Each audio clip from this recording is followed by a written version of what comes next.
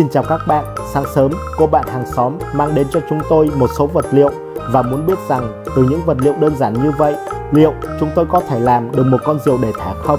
Ở đây ta có một số giấy màu dạng hình chữ nhật và tất cả chúng đều có một kích cỡ bằng nhau với bề rộng 16,5 cm và chiều dài 21 cm. Tiếp đến ta có một cây chổi quét sân được làm từ những thanh xương lá dừa và cuối cùng là một lọ keo dán giấy học sinh. Để bắt đầu làm diều, tôi mang số vật liệu có được đem đi vô trong nhà. Sau đó chọn một tờ giấy màu vàng. Ta sẽ xoay tờ giấy ra phía sau, rồi từ bên mép chiều dài của tờ giấy tôi sẽ cẩn thận xếp qua tới mép bên, sao cho hai mép giấy được thẳng song song như thế, và dùng ngón tay ta sẽ đè chặt theo một đường thẳng ở bên mép đối diện để nó tạo thành một đường xếp như vậy. Tiếp theo, từ một góc phía trên của hai mép giấy xếp vào nhau, tôi sẽ đo xuống thẳng theo đường của bên mép này 7 cm và từ vị trí vẽ dấu, ta nối một đường xéo lên góc bên trên ở mép bên, rồi tiếp tục nối một đường xéo từ dấu xuống phía dưới ở mép bên cạnh. Sau đó, tôi sẽ cắt thẳng theo đường vẽ có ở tờ giấy để loại bỏ phần dư đi và đã có được một tờ giấy với một hình dạng trông như vậy. Để làm khung cho hình thoi này, tôi sẽ đem chổi ra ngoài sân rồi tách lấy một thanh và cẩn thận gọt bỏ các sớ dư xung quanh đi. Ta sẽ cạo đều toàn bộ chiều dài của thanh thêm một lần nữa để ra được một thanh dạng tròn với đường kính 1,5 mm và thanh này sẽ có chiều dài vừa bằng đường thẳng trên tờ giấy. Sau đó, dùng phần giấy dư lúc trước, tôi sẽ cắt thành từng mảnh giấy nhỏ dạng hình vuông với mỗi mảnh có khoảng rộng bằng 2 ô giấy, rồi lấy một mảnh. Ta sẽ thoa đều một lớp keo lên toàn bộ bề mặt của mảnh giấy này và cẩn thận dán thanh chổi dính vào tờ giấy hình thoi. Bạn nhớ dán chúng thật chắc chắn và giữ cho thanh chổi được thẳng vị trí như vậy.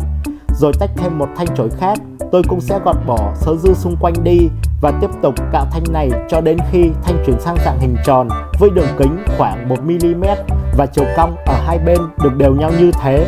Rồi thoa keo vào một mảnh giấy, tôi sẽ dán mảnh này vào một mép bên trái của tờ giấy hình thoi và xếp một đầu thanh chổi vào dán lại theo cách như thế. Chờ một lúc cho keo được khô đi, ta sẽ tiếp tục dán đầu thanh còn lại vào bên mép giấy ở bên đối diện, tạo thành một đường cong đều nhau và dán thêm vào vị trí ở hai bên để tạm xong được một chiếc đầu diều trông cũng khá hay như vậy. Tôi sẽ để tạm nó ở đây rồi chọn lấy một tờ giấy màu xanh và xoay qua phía sau. Ta sẽ cắt khoảng 2 ô theo suốt chiều dài của tờ giấy. Ở đây tôi đã cắt được 4 mảnh như vậy. Tiếp theo, thoa keo vào một đầu của mảnh giấy này rồi xếp mảnh kia lên bên trên vị trí đã thoa keo và tiếp tục làm giống như thế với tất cả các mảnh còn lại, tạo thành một chiếc đuôi dài và dán một đầu của chiếc đuôi này vào phía dưới ở đầu diều. Nếu không muốn làm gì thêm thì đến đây con diều đã có thể thả được rồi. Tuy nhiên, tôi lại muốn trang trí thêm cho con diều được trông sinh động hơn bằng cách cắt lấy 2 vòng tròn màu xanh dán vào vị trí này ở mặt trước và dán thêm 2 vòng tròn nhỏ màu hồng ở trong, thêm 2 vòng màu hồng nhỏ nữa tạo ra hình con mắt. Và để làm miệng thì tôi sẽ cắt thêm một mảnh giấy màu xanh như thế, dán vào phía dưới, thêm một mảnh màu hồng dán vào bên trong mảnh màu xanh, tạo thành một chiếc miệng cười và thêm 2 mảnh nữa cho phần má hồng, rồi dán mảnh giấy có hình như vậy vào hai bên phía ngoài để nó được trông ngộ nghĩnh như 2 chiếc tai. Vậy là xong, ta đã có được một con diều nhìn đẹp trai giống như tôi vậy.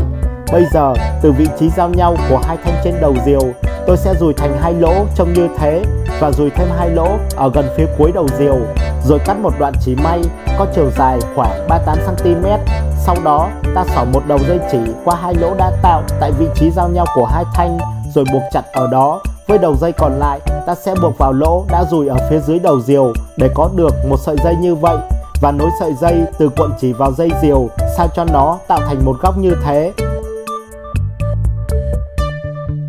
Lúc này, ngoài trời đang có gió mát, tôi rủ anh bạn cùng nhau đem diều đi.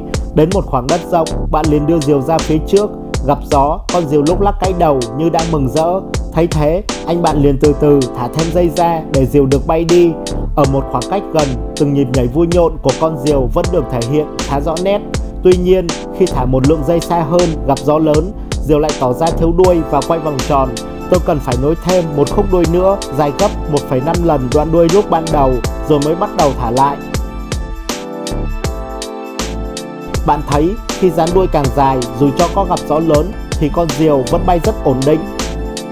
Bây giờ tôi và anh bạn đã có thể ngắm nhìn con diều đang bay thật cao mà không phải suy nghĩ đến việc gặp những cơn gió giật thật mạnh nữa.